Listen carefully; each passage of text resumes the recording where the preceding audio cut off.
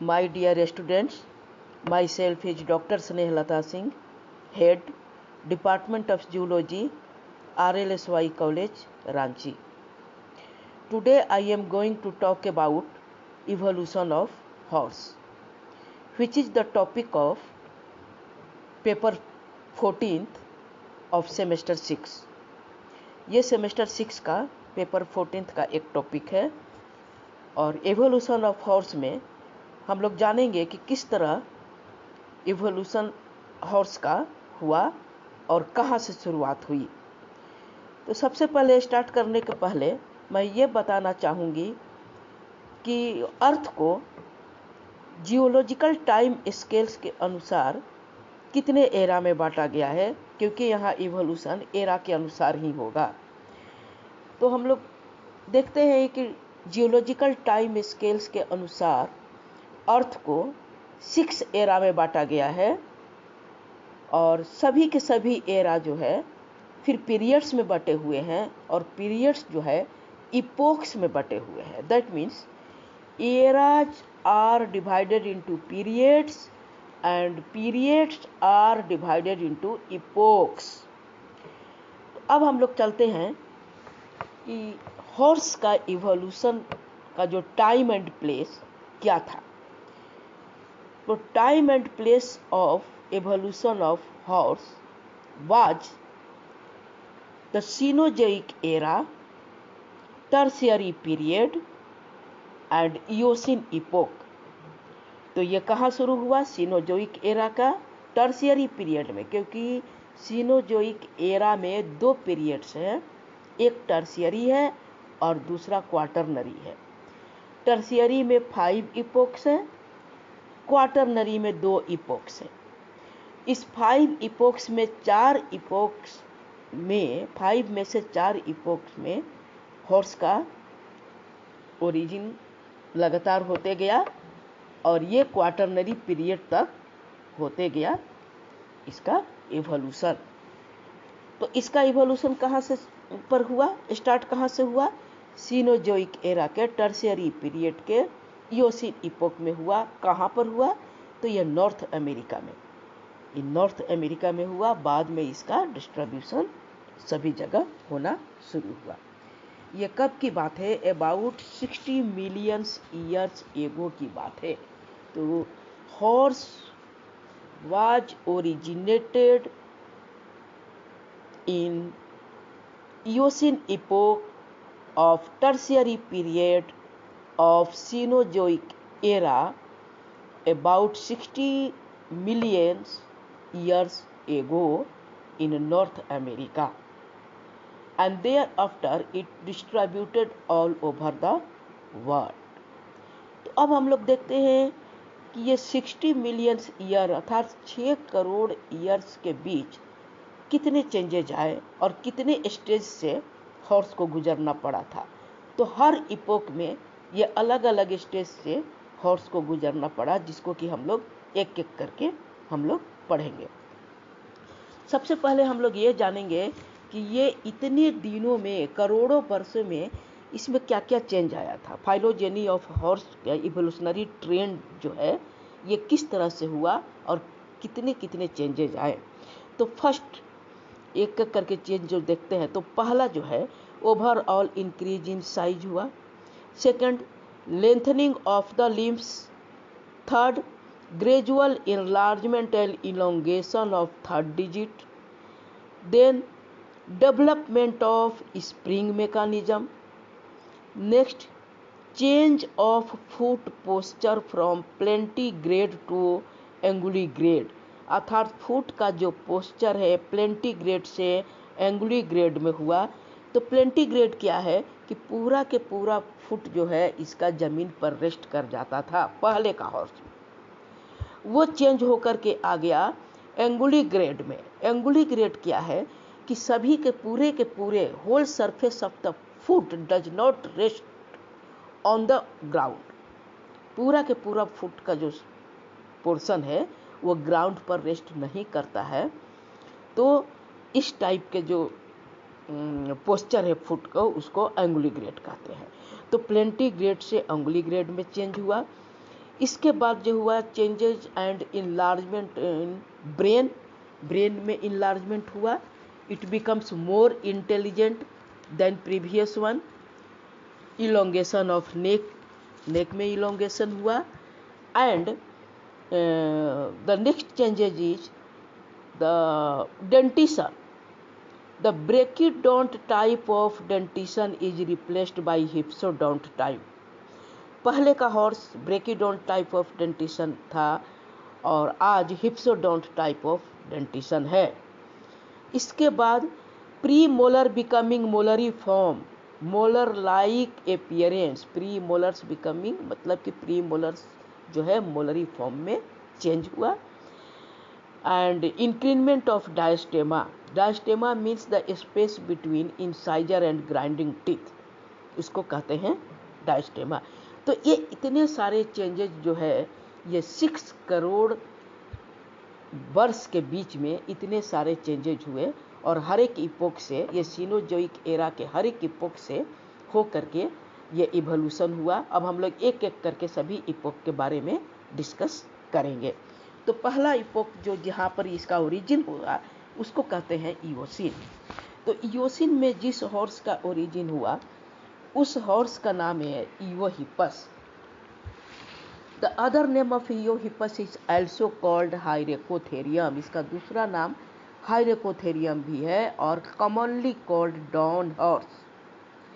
Main characteristic features of this Eohippus were small in size, browsing animal, size is fox-like appearance, and skull and neck was very short. Then ulna, this is the bone of forelimb. So ulna was free from radius and the fibula was free from tibia. Means the tibia and fibula are not jointed and these two bones were separate from each other. Likewise, radii and ulna were separate from each other. But today, the tibia fibula is in jointed form and makes the tibia fibula not its separate tibia and the separate fibula, both fused with each other and called the tibiofibula. And that time in Eohippus, these bones were free from each other. Then the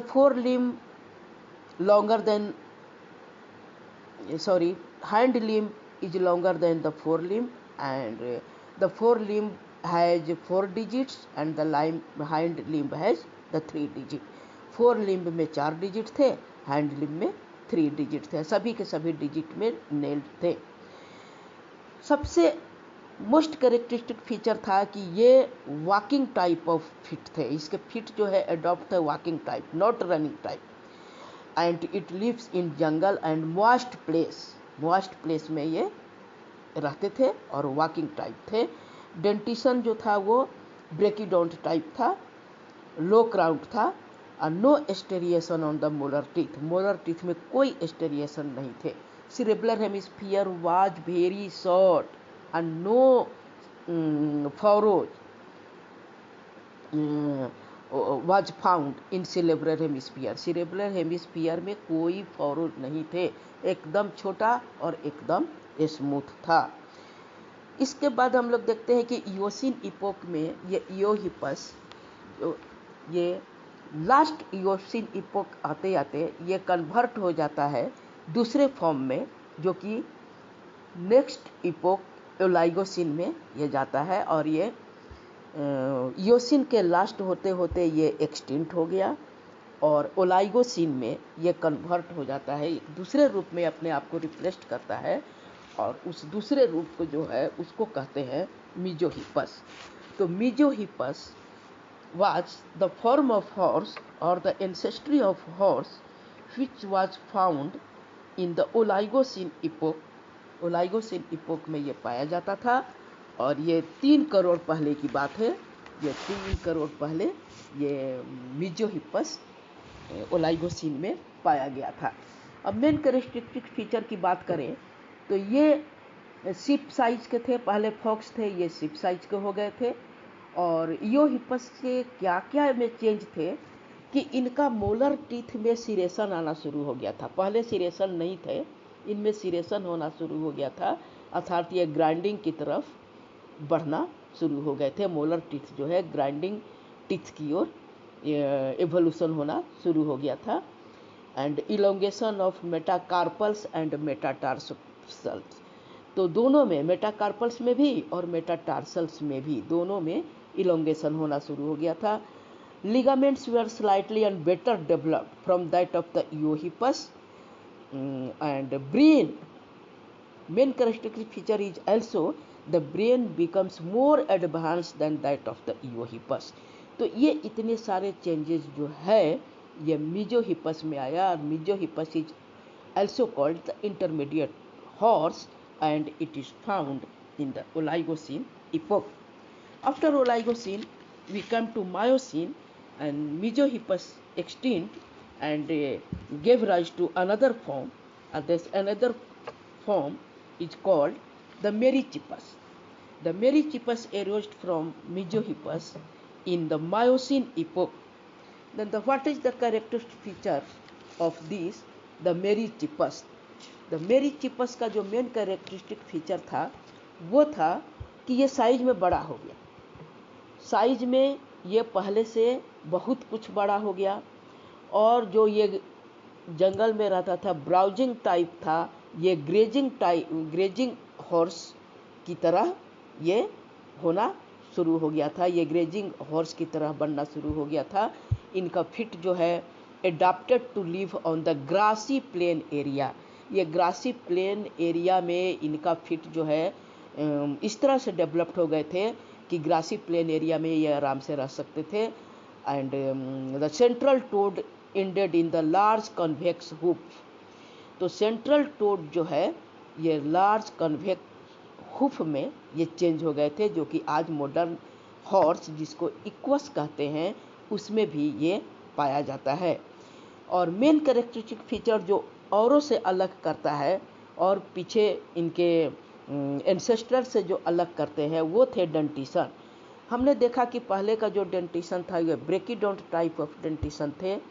आज मेरीचिपस का जो dentition था वो ब्रेकिडोंट से हिप्सोडोंट type में ये बदल चुके थे।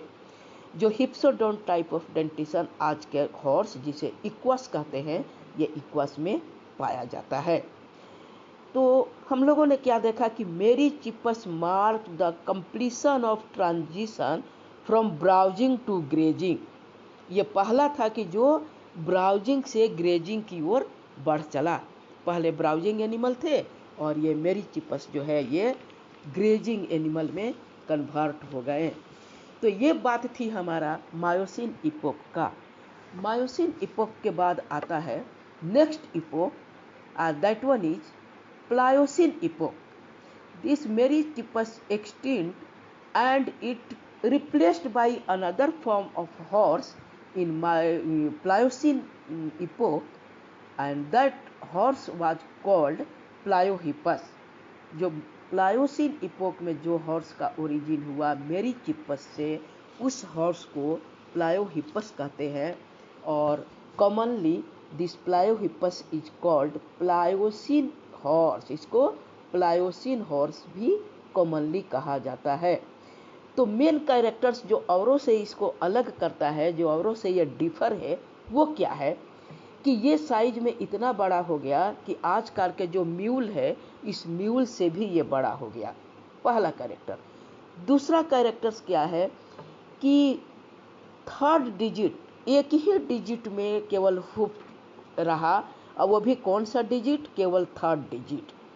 और रेस्ट डिजिट जो थे इनके रिड्यूस्ड हो गए, और रिड्यूस्ड हो करके ये स्प्लिंट बोन में कन्वर्ट हो गए। That means rest of digit were reduced to a small splint bones, which are also found in present horse, and that one is called equus। present horse में भी यही पाया जाता है जो उस वक्त प्लायोहिपस में पाया गया था। मैंने प्लायोहिपस तक आते आते यहाँ तक इसका एवोल्यूशन हो चुका था। इसके बाद नेक्स्ट एवोल्यूशन जो हुआ वो था कि मोलर टीथ वेल सेरेटेड हो गया था, मीन्स ये ग्रास खाने योग्य हो गया था और ये ग्रेजिंग टाइप ऑफ इसका टीथ जो है ये कन्वर्ट हो चुका था, well crowned and well cemented teeth हो चुके थे। तो this Pliohippus after Pliocene epoch this extinct and convert or replaced into another form of horse, and this form is called equus। इसको इक्वास कहते हैं जो कि मॉडर्न हॉर्स है।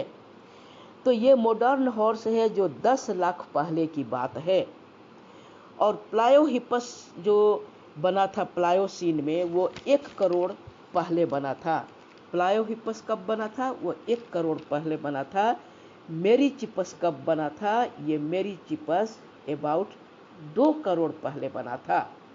मेरीचिपस 2 करोड़ पहले बना था। मायोहिपस 3 करोड़ पहले बना था। इओहिपस 6 करोड़ पहले बना था।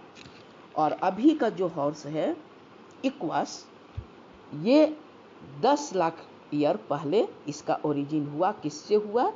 प्लायोहिपस से हुआ। प्लायोहिपस कहाँ का हॉर्स था? प्लायोसीन का हॉर्स था। इक्वस कहाँ का हॉर्स है? प्लिस्टोसीन इपोक का है।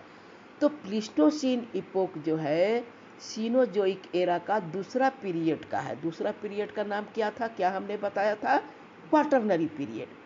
तो क्वाटरनरी पीरियड का ये इपोक है प्लिस्टोसीन इपोक। इसमें जो ओरिजिन हुआ हॉर्स का, उस हॉर्स का नाम है इक्वस, जो आज का मॉडर्न हॉर्स है। आज का जो हमारा इपोक है उसको होलोसीन कहते हैं। और वहीं प्लिस्टोसीन इपोक का जो हॉर्स है इक्वास, वही लगातार आज तक चला आ रहा है, उसमें कोई चेंज नहीं है। और होलोसीन में भी हमारा वही इक्वास ही है। और ये सबसे पहले ओरिजिन इसका नॉर्थ अमेरिका में प्लिस्टोसीन इपोक में हुआ था। और इसके बाद ये सभी जगह पूरे दुनिया में वर्ल्ड वाइड डिस्ट्रीब्यूशन हुआ एक्सेप्ट ऑस्ट्रेलिया। तो then what is the characteristic features of this Equus? सबसे पहले कि ये greater in height, about 1.5 to 2 metres height, longer neck हुआ। लिम्स है a single hoofed digit, limbs में एक ही हुफ्ड डिजिट जो कि 3rd वन था, हमने बता चुके हैं, वो चेंज हुआ। इसके बाद हम लोग क्या देख रहे हैं कि इसमें क्या चेंज आया कि मोलर टीथ इनलार्ज हुआ, इलोंगेटेड हुआ, well crowned, well cemented, and these are well adapted to feed on dry grass। ये ड्राई ग्रास को खाने के लिए भी इसका टीथ एडॉप्ट हो गया। Brain becomes enlarge and cerebral hemisphere, जो ब्रेन का एक पार्ट है वो बड़ा हो गया, वेल ग्रूव्ड हो गया, और उसमें बहुत सारे ग्रूव्ड और फॉरोज बन गए। And it becomes more intelligent. आज का जो हॉर्स है ये बहुत ज़्यादा इंटेलिजेंट है पहले के हॉर्स के तुलना में। तो ये इट बिकम्स मोर इंटेलिजेंट। आज का जो इपोक्स है इसे हम लोग होलोसीन कहते हैं। तो होलोसीन में जो इक्वास है it is more intelligent than that of the Eohippus. तो ये हम लोग क्या देख रहे हैं कि ऑल दीज चेंजेज और evolution occurs with the changing environmental condition. First of all we have seen the Hyracotherium lived in marshy forest with abundant soft vegetation। हाइरेकोथेरियम या हमारा इओहिपस मार्सी फॉरेस्ट में रहता था और सॉफ्ट वेजिटेशन को पर उसका जीवन व्यतीत होता था। Later on the forest declined, धीरे धीरे फॉरेस्ट का डिक्लेनेशन होने लगा and changing due to changing climate the ancestral horse, that means Eohippus, changed to the grass eating horse। आज का हॉर्स जो है ग्रास ईटिंग हो गया and it's molar therefore gradually becomes longer. इसका मोलर जो है बड़ा हो गया, स्ट्रॉन्गर हो गया, सीरेटेड हो गया, और ग्रास के ऊपर आराम से ये चबाने और खाने में सफल हुआ। इसके बाद neck becomes longer and legs also modified for walking to fast running type. पहले वॉकिंग टाइप थे, मॉइस्ट प्लेस पर रहते थे। आज का हॉर्स जो है वो रनिंग हॉर्स है और ये हार्ड ग्रासी लैंड पर ये आराम से अडॉप्ट कर सकते हैं। तो इस तरह से धीरे धीरे हॉर्स का एवोल्यूशन हुआ। Thank you.